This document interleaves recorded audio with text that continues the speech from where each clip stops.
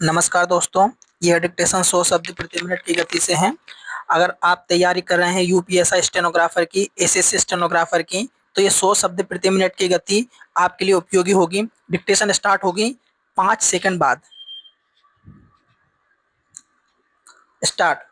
बच्चों, मिट्टी का तेल संसार के विभिन्न भागों में तरल पदार्थ के रूप में जमीन के अंदर पाया जाता है।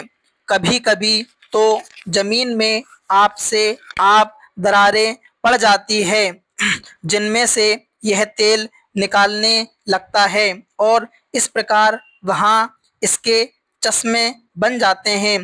प्रायः ये जमीन में बड़े बड़े सुराख या छिद्र करके पिचकारी की तरह बड़े बड़े यंत्रों की सहायता से भी निकाला जाता है। कभी कभी यह जमीन के अंदर गैसों के जोर करने के कारण भी अपने आप फूट पड़ता है। कुछ लोग कहते हैं जमीन के अंदर जो लोहा मिश्रित बहुत गर्म कार्बाइड होता है उस पर जल पड़ने से यह तैयार होता है। और कुछ लोगों का अभिमत है कि जमीन के अंदर अनेक प्रकार के जीवों के मृतक शरीरों के सड़ने से यह तैयार होता है। एक मत यह भी है कि इसकी उत्पत्ति का संबंध नमक की उत्पत्ति से है, क्योंकि अनेक स्थानों में यह नमक की खान के पास ही पाया जाता है। इसी प्रकार इसकी उत्पत्ति के संबंध में और भी अनेक मत हैं। अमेरिका के संयुक्त राज्यों तथा रूस में इसके खाने बहुत अधिक हैं और इन्हीं दोनों देशों से सबसे अधिक मिट्टी का तेल निकलता है। भारत में इसकी खाने या तो पंजाब और बलूचिस्तान की ओर है या आसाम और बर्मा की ओर पाई जाती है, परंतु पश्चिमी प्रांत से अभी तक बहुत थोड़ा तेल निकाला जाता है और पूर्वी प्रांत से अपेक्षाकृत अधिक निकाला जाता है। इधर गुजरात तथा कच्छ आदि में भी इसकी प्राप्ति हो रही है। अरब देशों में यह रेगिस्तान के नीचे मिला है और समुद्री तल के नीचे भी यह प्राप्त हुआ है।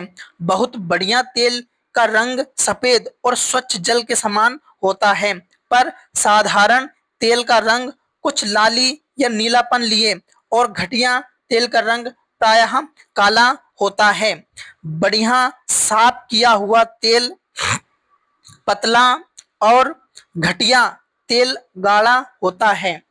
प्रकाश करने के अतिरिक्त इसका उपयोग छोटे इंजन चलाने, गैस तैयार करने, अनेक प्रकार के तेलों और बारनिशों आदि को गलाने और मोमबत्तियां आदि बनाने में होता है। इसमें इस प्रकार की उग्र और अप्रिय गंध होती है। थोड़ी मात्रा में मुंह पर लगने या गले के नीचे उतरने पर यह उल्टी लाता है और अधिक मात्रा में भीषण विष का काम करता है। मोटरों आदि में जो पेट्रोलियम जलाया जाता है वह भी इसी का एक भेद है। मोम प्रायः पीले रंग का होता है और इसमें से शहद जैसी गंध आती है। साफ करने पर इसका रंग सफेद हो जाता है। यह बहुत थोड़ी गर्मी से गल या पिघल जाता है और कोमल होने के कारण थोड़े से दबाव द्वारा गीली मिट्टी या आटे आदि की भांति अनेक रूपों में परिवर्तित किया जा सकता है। इसकी बत्तियां बनाई जाती हैं जो बहुत ही हल्की और ठंडी रोशनी देती है।